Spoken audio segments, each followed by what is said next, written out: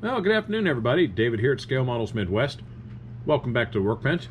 Hope you're having a great week. And here in Iowa, Altoona, it's about 50, maybe a little bit warmer than that. That's a great day. My wife said I should take the Mustang out of storage, run it around for a bit, because the rest of the week's not looking pretty good. And I have to agree, Monday it's supposed to rain. Tuesday and Wednesday it's supposed to snow. In Iowa, they've long said, if you don't like the weather, stick around, it'll change. But the converse is true. If you do like the weather, stick around, it'll change as well. So we're gonna go take the crop for a run, have some fun, and then put it back in storage. Let's talk about the kits in scale. The kit I'm looking at right now, it's almost done.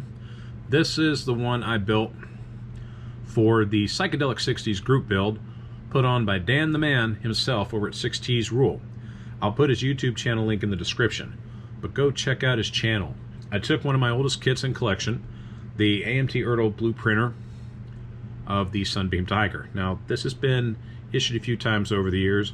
Back in the 70s, it was issued under the AMT banner in yellow box art, looking like a cafe racer. I thought at first I was going to do the cafe racer, but the more I looked at that front air dam, the more I said it just messed with the lines of a clean British sports car. And as a result, I left this air dam off and I went with the stock grille, stock bumper, and I think I made the right decision. It's a sharp car. Love these little cars. I would take this thing all over the countryside and drive the wheels off. It just looks like it's a fun car. The kit was a fun kit to build. It wasn't without its little idiosyncrasies. We'll get into those in a moment, but still, beautiful kit, and I hope Dan the Man likes it. I hope you like it too. I kept the fender flares. I do like those because I wanted the wider tires and wheels. If I'm to build this again, and who knows, I would like to get the tires and rims, or even if I use the mini lights still, I would like to get at least the tires and rims from the Revell 240Z that came out a number of years back. I built that kit. It's in one of my videos that I put out early last year. I like those tires and rims that came with. They're more slicked like, whereas these have more tread, but still build up fine. As you can see, the chassis just flat black, dual exhaust, chrome tips, and just very clean. I mean, it's the epitome of a nice spare British sports car. So what idiosyncrasies did I have? Well, that air dam kind of took away from the clean lines of the car. To me, it also sat higher than I would have liked it to be in this configuration, but still, once I got it together, it sat lower than I expected. So ultimately, that was a non-issue. But still, you know, I tinkered with it. I sanded some mounting points just to kind of help it to sit a little lower, and I may have actually contributed to another problem. As you can see here towards the front, I decided to add a little bit of wiring to it. Just a simple pre-wired distributor. Here in Marshalltown, there's a guy or a company called Parts by Parks, and I've bought a number of their distributors over the years. I'm down to like 2, so I've got to go and order more. I got a distributor, I got the coil, and I put it together, I wired it. I had that. If you notice, it's off, and it's because of that pre-wired distributor. So it's not the end of the world. I'm thinking what I'll do is I will cut the hood and install a hood scoop. I've got a couple of hood scoops in my spare parts that I might very well use for this. I was hoping not to, but that distributor, you know, created that problem. And it's not bad. I have the distributor as far down as I can put it, but still, I'd like the hood to be solid, and I'd like it to sit on top of the engine. But yeah, it is what it is. You know, it's nothing that's insurmountable.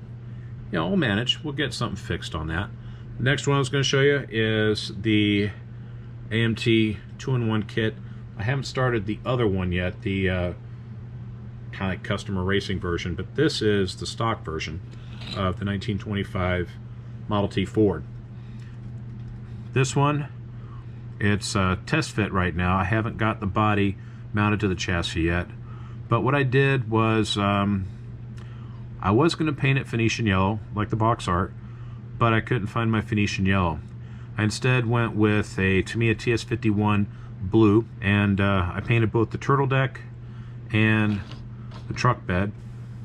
I still have to put a little bit of the TS69 deck brown for the wood, but I've got the chassis done up the same way. There's the turtle deck, and I may end up going with the turtle deck more than the pickup bed. The interior, I kind of rubbed it so it got a little bit of a sheen on the leather, and the engine itself turned out real nice. It's just everything is molded to the engine. All I did was I painted it flat black, and then I painted it a dark green, picked out with like burnt metal and exhaust from my Testors Model Masters paints. Picked out the studs and the bolt heads in Molotow chrome, and we'll go from there. I'll pick out the detail on the firewall, but otherwise this one is about 80% complete. You know, I'll probably have some work to do on it later on this night, if not tomorrow, but again, it turned up real nice. It turned out as a nice kit. I had a little bit of warpage in 3 areas. The chassis is a little warped.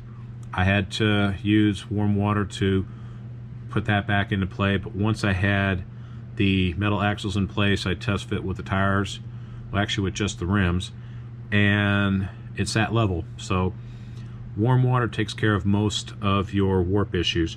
2 of the rubber tires were out of round, and I think I showed that in the previous video when I unboxed this, but once I put them around the rims, they went back to round just fine. So again, nothing that can't be overcome.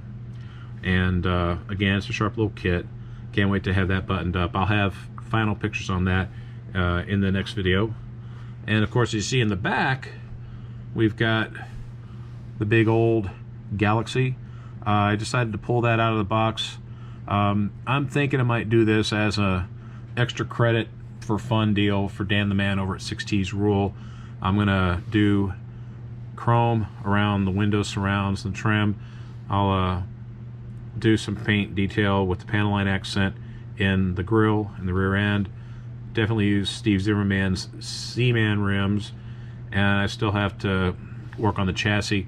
I have a NASCAR chassis I might very well use for that, but I might also just use the stock chassis just to put it together and have it sitting on the shelf ready to go. I'll pick out the interior detail, especially the dashboard.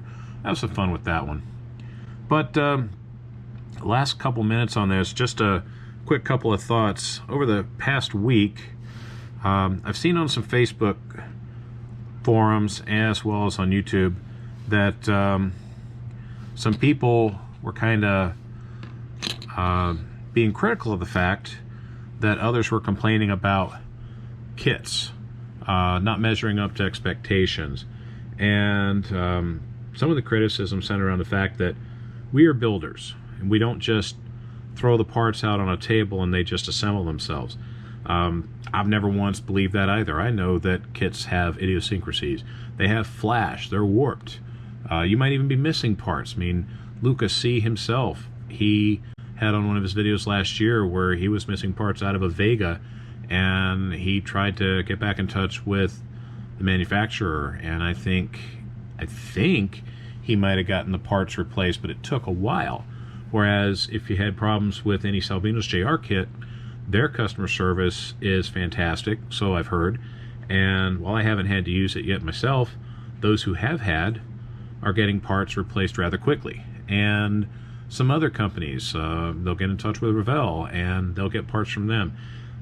Bottom line is, quite frankly, in my opinion, and just my opinion, is you're paying 30, 40, maybe even more for a kit. If it doesn't measure up to your expectations, Yeah, you're a builder. You can fix it. You can modify it. Most of us are going to modify our kits anyway. But you have every right to complain about a kit. You have every right to complain if the kit is a horrible kit. You have every right to complain if the kit is not meeting up to your expectations. That's why I will not be buying that Revell Camaro. I wanted that Z28 Camaro bad.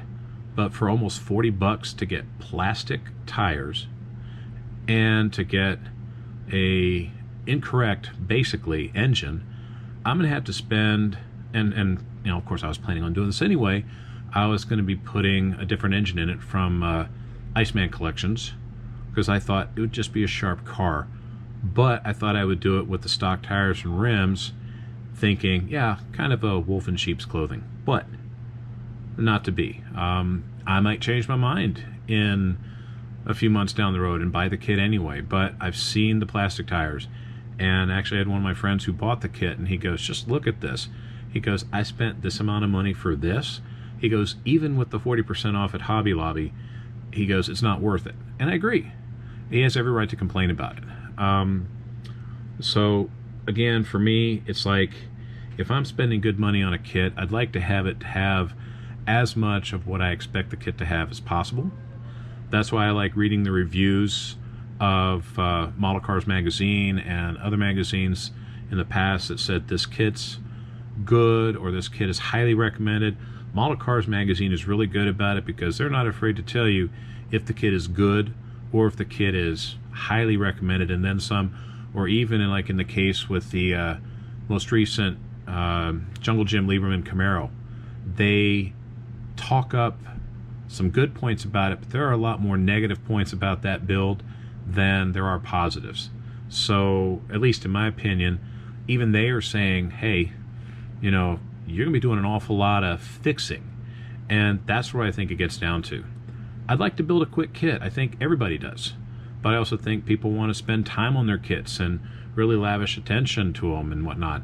But if you just want to build a quick kit, it's better to have a kit that meets your expectations, or as many of them as possible, than to have one that comes up lacking.